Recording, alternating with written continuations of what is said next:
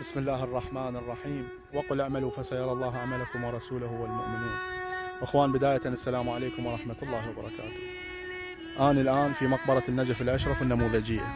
احنا مجموعة من شباب النجف جمعنا المال واشترينا هاي المقبرة للثواب.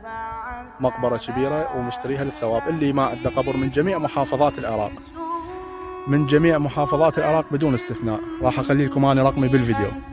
ايش وقت ما كان، صبح، ليل، عصر، ايش وقت ما كان تخابرني اتلقاك من السيطرة. احنا نروح لمجموعة الشباب نتلقاكم من السيطرة، ناخذكم من السيطرة للمغيسي، نروح للمغيسي نغسل الجنازة ونروح للحضرة نزورها امير المؤمنين عليه السلام ونجي ندفنها هنا. القاع والحفر والدفان والمرمر والقبر والاسم، كل شيء ما حد يدفع ولا فلس، كله علينا، احنا متكفلين به.